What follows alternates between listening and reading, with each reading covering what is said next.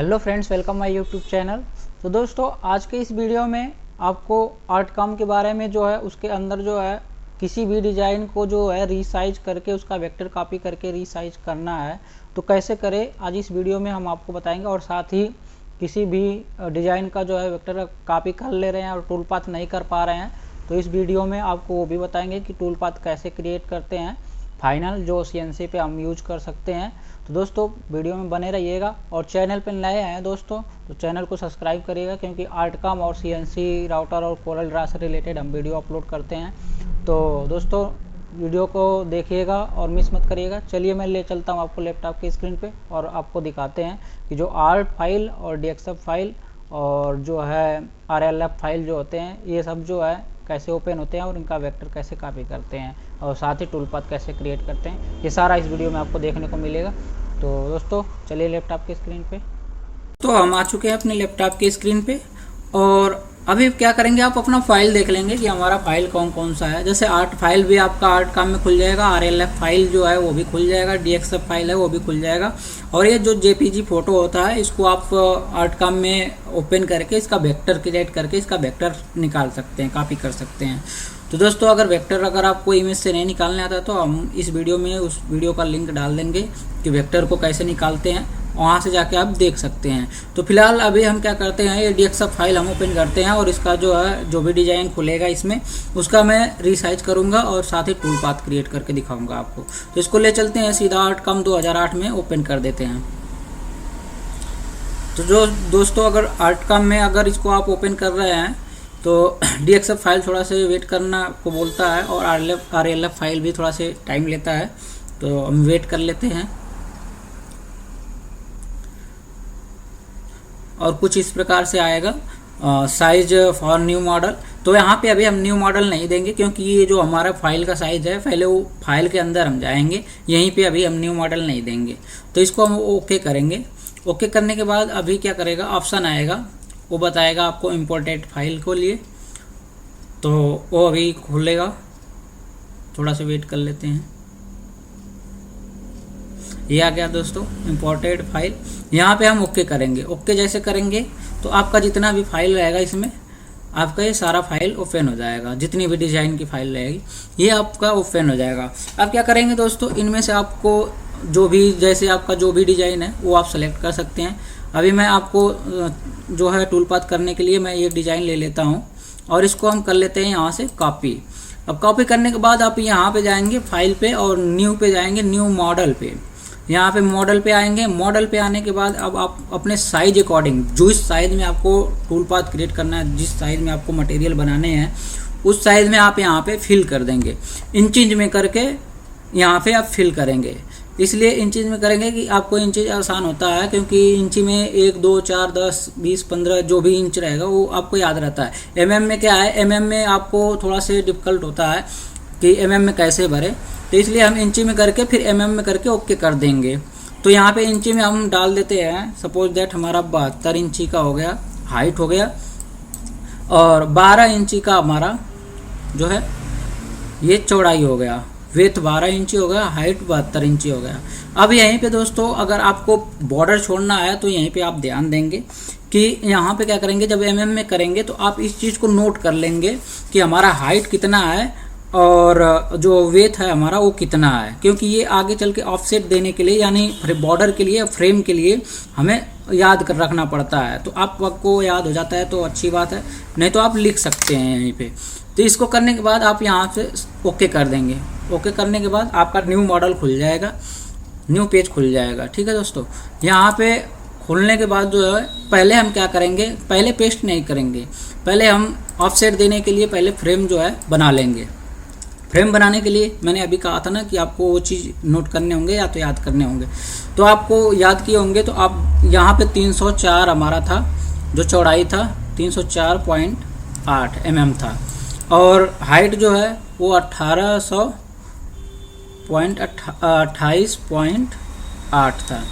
तो ये दोस्तों यहाँ पे क्या है, यहाँ पे MM में फिल होता है। अगर MM में कन्वर्ट किए थे हमने न्यू मॉडल तो MM में ही आपका ये सारा बनेगा।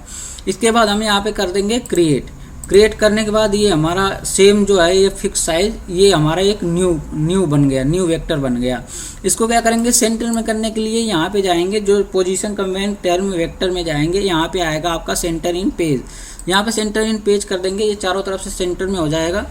सेंटर में होने के बाद ये आता है ऑफसेट वेक्टर। ऑफसेट का काम ये होता है कि अगर हम अंदर के साइड और बाहर के साइड दोनों साइड जो है हम ऑफसेट मार सकते हैं।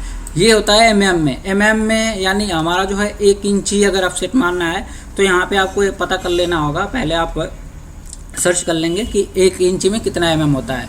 तो 1 इंची में ये यहाँ पे होता है 25.4 एमएम होता है। तो यहाँ पे हम इन साइड मारेंगे, ये हमारा इन साइड अंदर के साइड 1 इंची हो गया चारों तरफ से, 1 इंची चारों तरफ से हमारा अंदर को हो गया।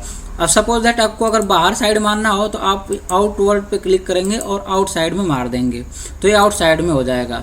तो फिलहाल अभी हम जो है इन साइड में मारेंगे, तो इसको हम डिलीट कर देते हैं और अंदर वाले वेक्टर को देख लेंगे। इसके बाद क्या करेंगे दोस्तों, अभी हम क्या करेंगे, इसको पेस्ट करेंगे, जो हमारा डिजाइन है अब पेस्ट करेंगे। तो पेस्ट करते ही आपका यहाँ पे रख लेंगे और रखने के बाद जो है अभी क्या करेंगे, आप ट्रांसफार्मर कर सकते हैं यहाँ से। तो इस पर क्लिक करने के बाद यहाँ से जो है इसका हाइट जो है अपने जो इन साइड किए हैं, इन साइड में जितने बॉर्डर है चारों तरफ से, इसको बिल्कुल एंगल से मिला देंगे, कोने से कोने, ये कोने पे ले जाके रख देंगे पॉइंट को। इस पॉइंट को पकड़ के इस पॉइंट को भी कोने पर रख देंगे। और वो वैसे ही सेम जो है दोस्तों यहाँ नीचे से भी उठा लेंगे, नीचे से भी, ताकि बिल्कुल फिक्स बैठ जाए।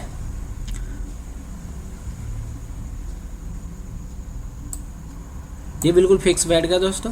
अब इसको क्या करेंगे, अभी हम क्या करेंगे, ये जो है अंदर का जो बॉर्डर है अब तो हमें 1 इंची का चारों तरफ से हो गया, अब इसका हमें कोई काम नहीं है, तो इसको हम कर देंगे डिलीट अंदर वाले को। और एक होता है दोस्तों, अगर आपके पास मटेरियल साइज के अकॉर्डिंग बड़ा है तो आप आउटसाइड को भी सेलेक्ट करके आउटसाइड भी काट सकते हैं, इनसाइड भी काट सकते हैं। तो पहले हम आउटसाइड यानी पीस को पूरा तरह से सेलेक्ट कर लेंगे।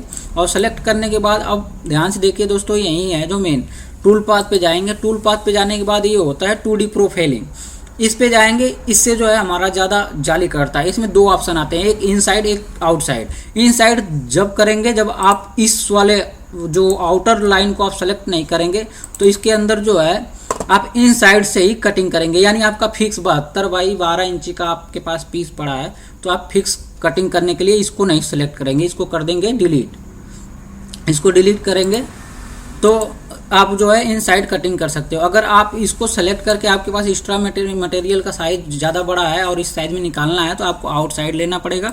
आउटसाइड पे सेलेक्ट रहेगा, इनसाइड पे नहीं रहेगा। इनसाइड पे कब रहेगा, जब ये आउट वाला लाइन नहीं रहेगा तब। तो आउटसाइड पे हम सेलेक्ट करके अभी हम जो है पूरा पीस को निकालेंगे। तो यहाँ पे डालेंगे आपके अकॉर्डिंग, मटेरियल के अकॉर्डिंग जो है जितने भी mm की थिकनेस की मोटाई की मटेरियल है, यानी 12 mm का है। अगर PVC है तो आप एक बार में काट सकते हैं 6 mm से, या 3 mm से काटेंगे तो भी 2 बार में, एक बार में कट जाएगा 12 mm। 18 mm है तो 3 mm का लेंगे बिट PVC का, बिट लेंगे PVC के लिए, और 2 बार में टूल पाथ क्रिएट करेंगे। तो यहाँ से हम कर देंगे 18 mm है हमारा PVC, और यहाँ से सिलेक्ट करेंगे टूल। जो होता है दोस्तों 2D फिनिशिंग का, ये इंड मिल हमारा ज़्यादा यूज होता है जाली कटिंग के लिए। तो हम यहाँ से 3 mm का जो है ये इंड मिल लेंगे और यहाँ से 9 mm पेस्ट करेंगे। जो हमारा स्टेप डाउन होगा 9 mm, यानी 2 बार में कटिंग होगा। 9 यानी 9 के 9 9 दूनी 18, 2 बार में आपका 18 mm कट जाएगा। तो यहाँ पे हम 9 भरेंगे। तो इसके बाद यहाँ पे भरने के बाद यहाँ पे सेलेक्ट करेंगे, और सेलेक्ट करने के बाद यहाँ से चेक कर लेंगे जो भी है आपका ये स्पेंडल का। अगर आप बढ़ाना चाहें तो 18,000 पे कर सकते हैं, 15,000 पे कर सकते हैं। टूल पाथ यहीं से आप क्रिएट कर सकते हैं। और दोस्तों उसके बाद आपको करना है सेटअप मटेरियल पे जाना है। सेटअप मटेरियल पे आपका 18 mm है, 18 mm ही यहाँ पे फिल कर देंगे।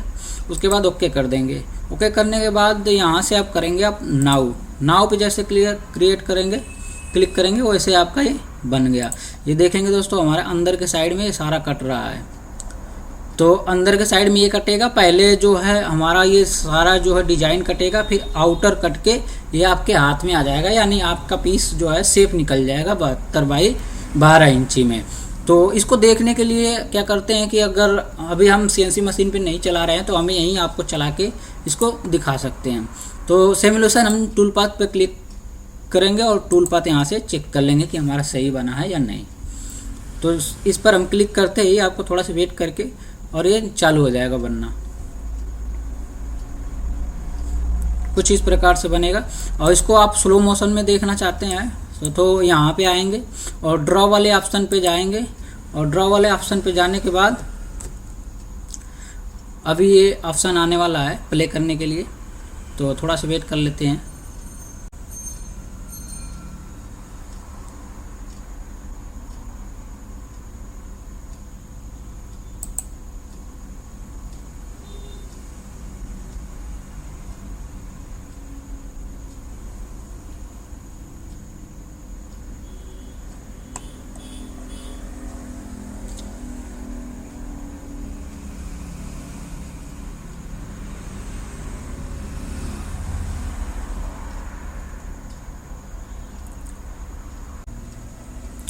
कुछ इस प्रकार से खुल जाएगा दोस्तों। अभी हम क्या करेंगे, यहाँ ड्रॉ वाले ऑप्शन पे आप यहाँ पे प्ले कर सकते हैं। प्ले कर देंगे तो आपको पता चल जाएगा पहले कौन कौन सा और कहाँ कहाँ डिजाइन बन रहा है, ये सारा आपको पता चलेगा। इसमें आप ये भी देख सकते हैं कि पहले हमारा आउटर तो नहीं कट जा रहा है। कभी कभी क्या होता है, डिजाइन अगर थोड़ा सा भी बीच में या कहीं मिस्टेक होती है तो आउटर पहले कट जाता है, तो इससे क्या है कि पीस पूरा आपका पूरा खराब हो जाता है। तो इस चीज़ को ध्यान दीजिए। ये हमारा कटने के बाद अब ये आउटर घूम गया 2 बार, ऐसे बनेगा कुछ। अब हम क्या करते हैं, आपको तो आउटसाइड का बता दिए कि आउटसाइड का क्या मतलब होता है। अब हम क्या करेंगे, इसको कर देंगे टूल पाथ को डिलीट और हम इनसाइड करके दिखाएंगे। तो इनसाइड के लिए क्या करेंगे, ये वाला जो बॉर्डर है हमें डिलीट कर देंगे, क्योंकि हमारे पास अगर सिर्फ 12 इंची चौड़ाई और 72 इंची लंबाई का अगर पीस पड़ा है तो हम इसको क्रिएट करने के लिए हम अंदर का टूल पाथ लेंगे, पूरा अंदर का वेक्टर, और यहाँ पे 2D प्रोफाइलिंग पे जाएंगे और यहाँ से इनसाइड लेंगे। 18 mm सपोज दैट इसमें भरा रहेगा और 2 बार में कटिंग होगा।